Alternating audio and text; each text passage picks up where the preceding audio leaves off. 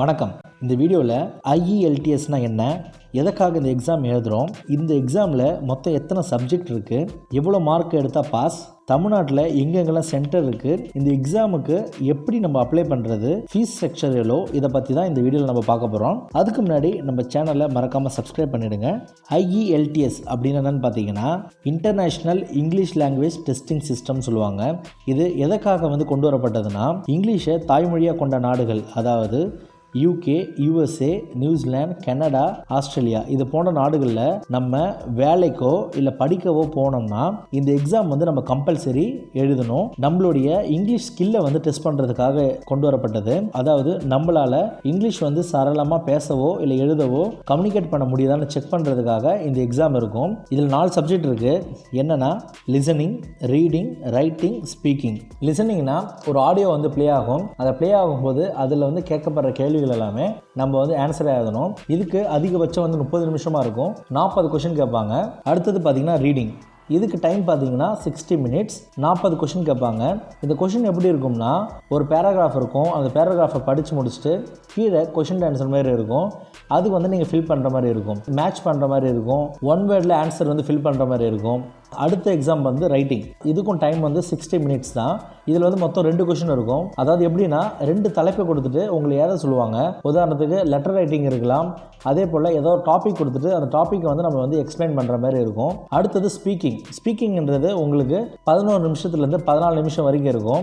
இந்த டெஸ்ட் எப்படி இருக்குன்னா, உங்களால் இங்கிலீஷ் சரளமாக பேச முடியுதான்றதை டெஸ்ட் பண்ணுவாங்க.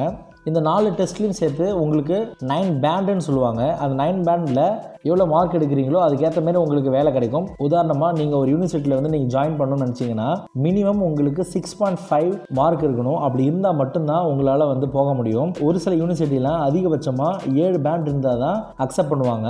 இதேமாதிரி க்ரைட்டீரியா சேஞ்ச் பண்ணிக்கும். அது நீங்கள் அப்ளை பண்ணுற யூனிவர்சிட்டியோ இல்லை நீங்கள் வேலை செய்கிற போகிற இடத்த பொறுத்து இருக்குது. சராசரியாக நீங்கள் 6.5 பேண்ட் நீங்கள் கிராஸ் பண்ணால் தான் உங்களால் கனடாவோ இல்லை நியூசிலாந்து, ஆஸ்திரேலியா இது போன்ற நாடுகளுக்கு நீங்கள் போக முடியும். அடுத்தது இந்த எக்ஸாம் நம்ம எப்படி எழுதுறது அப்படின்னு கேட்டிங்கன்னா, டிஸ்கிரிப்ஷனில் லிங்க் இருக்குது. அந்த லிங்க் நீங்கள் கிளிக் கொடுத்தீங்கன்னா டேரெக்டாக அந்த வெப்சைட் அட்ரஸுக்கு போகும். அதில் நீங்கள் டேட்டை சூஸ் பண்ணி நீங்கள் அப்ளை பண்ணி நீங்கள் எக்ஸாம் எழுதலாம். இது தமிழ்நாட்டில் மொத்தம் 4 சென்டர் இருக்குது. எங்கெங்கன்னு பார்த்தீங்கன்னா சென்னை, மதுரை, திருச்சி, கோயம்புத்தூர். இந்த 4 சென்டர் தான் இருக்குது. இந்த 4 சென்டரில் உங்களுக்கு எது விருப்பமோ நீங்கள் சூஸ் பண்ணி நீங்கள் எழுதலாம். அதே போல் ஃபீஸ் ஸ்ட்ரக்சர் பார்த்தீங்கன்னா 14,700, அதாவது நியர்லி 15,000 வரும் ஒரு எக்ஸாமுக்கு. நீங்கள் எத்தனை தடவை வேணாலும் இந்த எக்ஸாம் எழுதலாம். உங்களுக்கு எந்த ரெஸ்ட்ரிக்ஷன் கிடையாது. ஏஜ் லிமிட் பார்த்தீங்கன்னா 16 இயர்ஸ் கிராஸ் பண்ணியிருக்கணும். இதை ஒன்ஸ் நீங்கள் எழுதி நீங்கள் கிளியர் பண்ணிட்டீங்கன்னா அந்த சர்டிஃபிகேட் உங்களுக்கு 3 வருஷம் வரைக்கும் வேலிடிட்டி. நீங்கள் எக்ஸாம் எழுதினீங்கன்னா அதிகபட்சம் 13 நாளுக்குள்ளே உங்களுக்கு ரிசல்ட் வந்துடும். இதில் 2 டைப் ஆஃப் எக்ஸாம் இருக்குது. ஆன்லைன் எக்ஸாம் இருக்குது, இல்லைனா எழுதுகிற மாதிரி எக்ஸாம் இருக்குது. ஒரு சில பேர் ஆன்லைனில் சூஸ் பண்ணுவாங்க, ஒரு சில பேர் ரிட்டன் சூஸ் பண்ணுவாங்க. ரெண்டுத்துக்கும் ஒரே கொஷின் பேப்பர் தான், ஒரே மாதிரி டைமிங் தான், எல்லாமே ஒரே மாதிரி தான் இருக்கும். ஆனால் என்னென்னா ஒரு சில பேர் என்ன நினைப்பாங்க, எனக்கு கையெழுத்து நல்லா இருக்காது அதனால் ஆன்லைனில் சூஸ் பண்ணுறேன் அப்படின்வாங்க. அதுமாதிரி இருக்கிறவங்களுக்கு ஆன்லைன் சூஸ் பண்ணுவாங்க. ஒரு சில பேர் ரிட்டன் சூஸ் பண்ணுவாங்க. அது ரிட்டன் எழுதுகிறவங்களுக்கு மட்டும் 13 நாளுக்கு மேலே ஆகும் இந்த ரிசல்ட் வரதுக்கு. இந்த எக்ஸாமில் நீங்கள் எடுக்கிற மார்க்கை பேஸ் பண்ணி உங்களுடைய ஸ்கில் லெவலை சொல்லுவாங்க. அதாவது எப்படின்னா 7 மார்க் எடுத்திங்கன்னா குட், 8 மார்க் எடுத்திங்கன்னா வெரி குட். இதேமாரி அதாவது இந்த இங்கிலீஷ் ஸ்கில் லெவல் உங்களுக்கு மார்க்காக கொடுப்பாங்க. இதை பேஸ் பண்ணி நீங்கள் ஃபாரின் நீங்கள் போகலாம். அது மட்டும் இல்லாமல் நீங்கள் இந்த IELTSல நல்ல ஸ்கோர் பண்ணிங்கன்னா உங்களுக்கு ஸ்காலர்ஷிப்ஸ் கொடுக்கறது கூட சான்சஸ் இருக்குது. இந்த IELTSக்கு எந்த ஒரு கொஷின் பேட்டர்னும் கிடையாது. நீங்கள் இங்கிலீஷ் மீடியம் படிச்சிருந்தீங்கன்னா கண்டிப்பாக இந்த எக்ஸாம் பாஸ் பண்ணுறது ரொம்ப ரொம்ப ஈஸி. ஏன்னா இந்த எக்ஸாமே நம்மளுடைய இங்கிலீஷ் கம்யூனிகேஷன் ஸ்கில்லையும் நம்மளுடைய இங்கிலீஷ் நாலேஜும் டெஸ்ட் பண்ணுறதுக்கான ஒரு எக்ஸாம் தான்.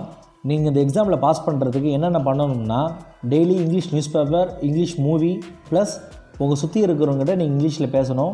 இதே ஒரு ரெகுலராக ஒரு 1 மந்த் நீங்கள் ப்ராக்டிஸ் எடுத்தாலே கண்டிப்பாக உங்களால் இந்த எக்ஸாம் கிளியர் பண்ண முடியும். உங்களுக்கு இந்த IELTSல வேறு ஏதாவது டவுட் இருந்துச்சுன்னா கமெண்ட் செக்ஷனில் கமெண்ட் பண்ணுங்கள். கொடுத்த தகவல் உங்களுக்கு பயனுள்ளதாக இருந்திருக்கும் நம்புகிறேன். மேலும் இது போன்ற வீடியோகளுக்கு நம்ம சேனலை மறக்காமல் சப்ஸ்கிரைப் பண்ணிவிடுங்க. வணக்கம்.